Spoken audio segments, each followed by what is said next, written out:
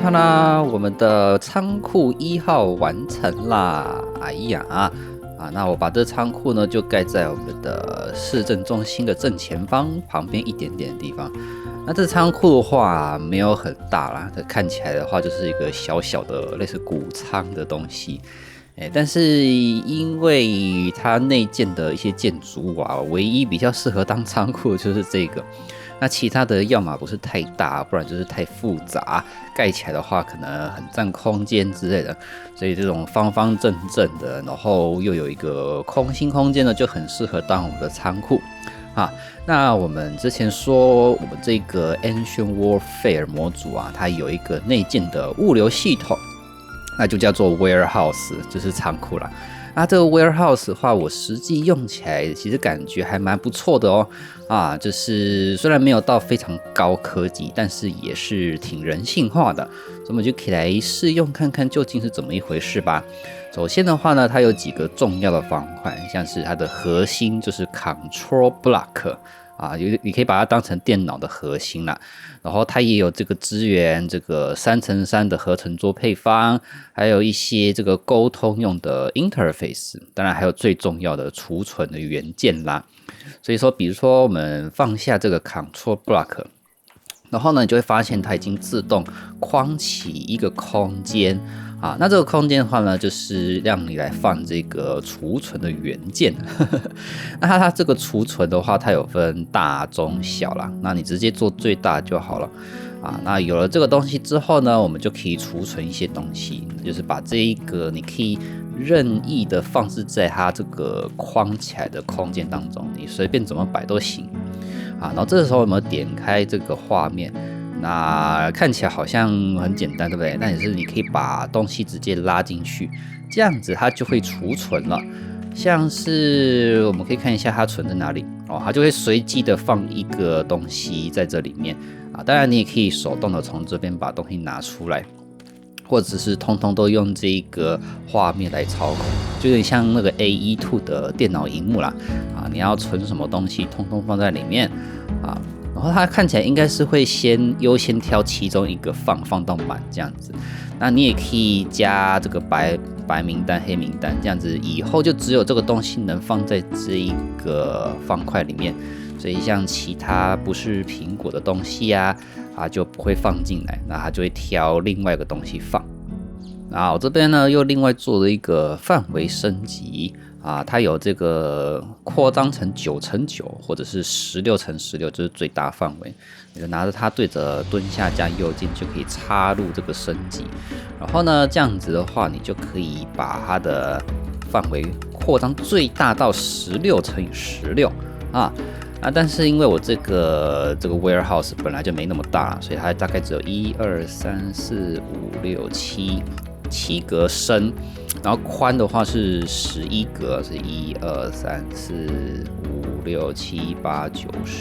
10、11。然后呢，要把我们这个机器放在正中央。这样的话可以检查一下，有这个全部都有包在内吗？没有，它还要再往内一格。所以这边的话就是8格深那这样子的话呢，这边都有包含在内。可利用的范围啦，那它的高度是没办法调的，它最高就是4格高，没办法再更高了。然后它不只是存放东西而已，你也可以直接来这边合成，那就是做我们这个 crafting table， 然后直接把它放在这个核心的正上方。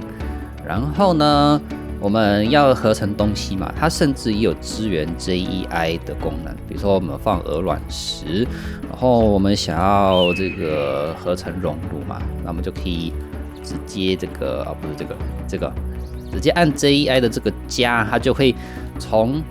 它的 warehouse 里面拿东西出来，然后你可以这样合成，它就会直接从 warehouse 拿东西出来不过你要丢东西回去的话，你还是要点下面的这个核心才可以把东西丢回去。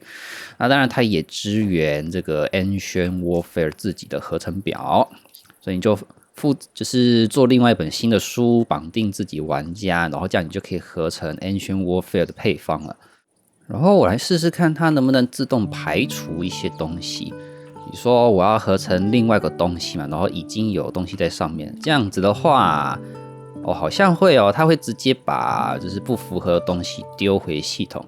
这样的话就很方便，就不用自己手动清。然后呢，它也有一个类似存货显示的东西，就是这个 Stock Viewer。那你只要把它贴在任何一个它 warehouse 的东西上面，然后可以点开画面，可以增加一个这个过滤器这样子的话，它就会显示说你当前这个仓库里面的这个存货有多少就可以像一个交易所一样，你只要走过来就可以及时的监控说你这些物资还有多少在里面。你甚至直接贴在墙壁上也行所以不仅限于它模组的方块啦，它是只要贴在它这个范围框外面这个地方也算。好，那我已经把我做的所有的储存元件都放好了，然后如果你里面已经有东西的话，如果你这时候把它敲掉，它东西是会喷出来的，对，就像原版的木箱子一样。但是应该是可以支援 carry on。对，我们 carry on 可以把东西搬起来，所以看起来是没什么问题。所以我目前放了这么多的储存单元之后呢，我们可以储存的量是33万个。那它这个单位很简单，就是你放一个东西，它就占用一个单位。那工具的话呢，就是没办法堆叠的，也是占用一个单位，所以非常简单。那它这个我稍微计算了一下，它这一个最大型的储存单元其实就等于麦块的木箱子大啦。因为我们麦块原版的箱子就是你可以存27组的物品嘛，对不对？你看这个木箱子就是9327，然后这个乘起来的数值就跟我们那个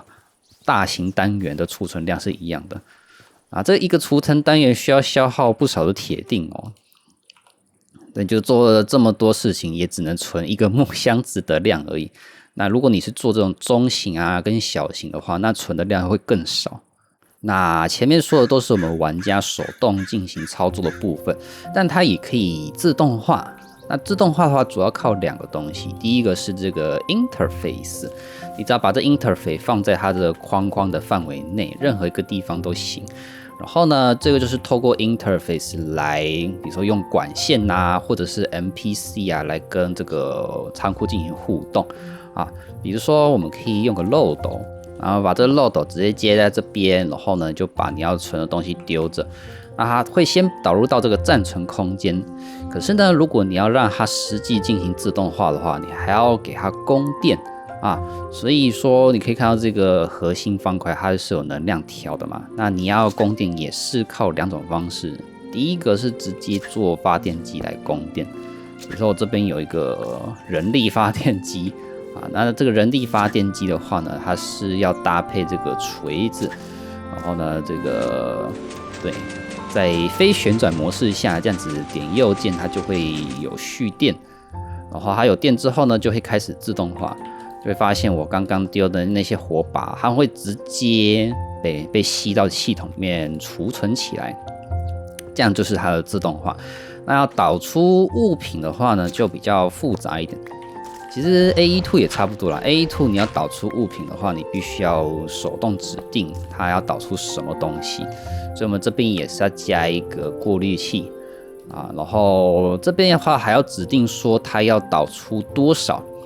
比较像 AE2 的 interface， 对它的界面，因为你可以自己指定说它要供应多少的现货啦，所以它比较像现货系统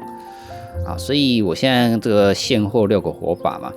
那我里面有火把吗？没有，因为它没电了。对，它要进行自动化需要消耗大量的电。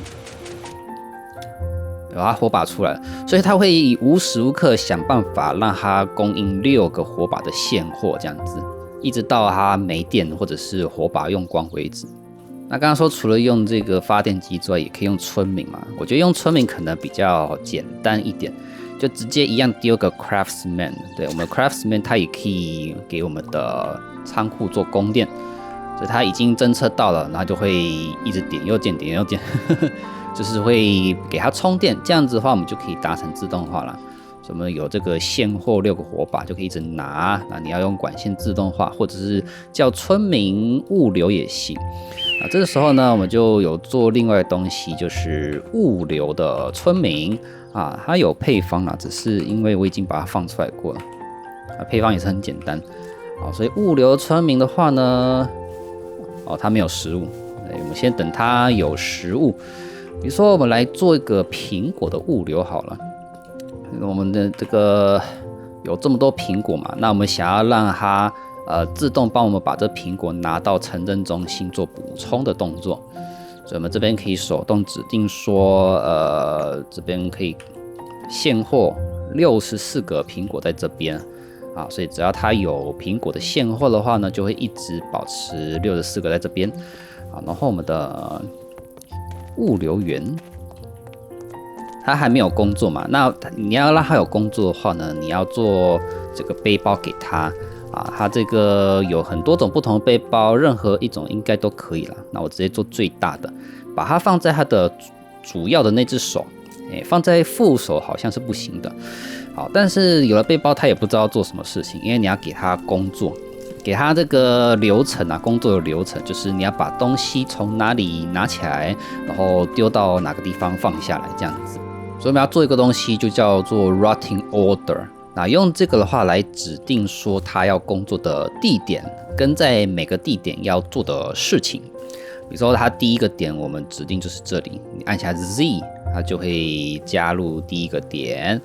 然后呢，我们再到第二个点一样按下 Z。好，那假定它没有苹果，假定我们还有第三个点好了，比如说这个熔炉吗？应该是可以。我们绑定熔炉第三个点，这样的话我们也可以示范它同时运送不同的东西。比如说我们要让它一直帮熔炉加那个煤炭嘛。好，所以现在系统中也有煤炭了。然后我们刚刚绑定了3个点，我们可以点右键，就会发现都出现在这边。那它的第一站的话就是我们的仓库，我要它拿起这个指定的物品，比如说希望它拿1组的苹果跟1组的煤炭。那就可以把它放在这边指定一下，然后它这边有很多不同的逻辑啦，比如说 take up to 就是拿这么多，或者是你也可以 take any 就是它每一个动作的意思都有写在这旁边。对，有很多种，它还有那种比例型的，只要拿多少%这样子那我这边设定成 take up to 好了。对，就是他会判断说他的背包是不是已经有1组的苹果跟1组煤炭，如果没有的话，就拿到最多就是保持到1组的量。所以第一站的话是我们的城镇中心要补充苹果嘛，那这边预设就是 fill up to 1组的苹果没有问题。然后 furnace 的话呢，也是 fill up to 1组煤炭，但它的方向就要设定了。因为原版的熔炉，它的燃料应该是要从那个东西南北向放入，所以要设定成任意一个方向。好，所以这样子应该就可以了吧？那我们找到这个物流员，然后把这个放在他这边，然后他就会拿他要的苹果跟煤炭，然后呢就会去先放苹果，然后他们要睡觉了。对，别忘了他们这些 worker 晚上都要睡觉，白天才会工作。好，白天了，所以我把这边苹果全部拿起来好了，看看他会不会有。他放了1组苹果了，他煤炭也放了，赞哦！那我们把煤炭拿出来，苹果拿出来，再看一次。所以他过来，先放了苹果，然后煤炭也放好了。所以这个就是透过我们 NPC 的方式来做物流的动作啦，当然效率上一定比不上那种高科技模组工业的管线，但是毕竟我们玩的是中世纪嘛，古代科技，看着这些 NPC 跑来跑去，忙进忙出也是还蛮有趣的。那最后还有一个东西要介绍，就是这个 Stock Linker。这个的话呢就更强大了，它可以做出一些红石逻辑的行为首先我们就做出一个 linker， 然后对着这个核心 Shift 加右键，它就可以把这个 linker 绑定到这个仓库啊，然后我们就可以把这个 linker 拿去，它的主要用法是贴在它模组自己的机器啊，但是我想到它应该可以做更多事情，比如说我们这边有个农场啊，那它的意思就是我们把它放在这边，然后这个 linker 本身可以发出那个红石讯号，我这边放个红石粉。啊，然后这 linker 的话本身也可以加过滤器，比如说，因为它是农场嘛，我们会监测说我们的仓库里面的苹果的量。毕竟我们刚刚有说过，那个仓库啊，它一个储存单元也只等于一个木箱子而已，所以它实际上空间没有到非常夸张的多。所以你如果一直无限的把资源塞进去的话，你的仓库会爆炸。啊，所以我们可能会希望说，这个农场啊，它会跟仓库沟通。如果苹果到达一定的量之后，我们的农场会暂停运作，就不要再采收苹果了，这样子。所以我们可以，当然因为我现在没有苹果啦，我们只是示范一下。哦，然后我们刚刚指定好苹果之后呢，它立刻就会知道说我们现在仓库里面的苹果有多少。好，那假设，如果仓库的苹果啊，我们设成64好了，64等于64，还是要大于64？只是我们仓库的量啊，如果大于你设定的数值的话，那就发出红石讯号。然后我们的这个机器只要有红石讯号，就会被关起来，就会暂停运作啊。所以因为现在有红石嘛，我把东西拿出来，它也不会采收，因为它被这个 linker 给关起来了。那如果现在不符合啊，它的机器就会启动继续运作。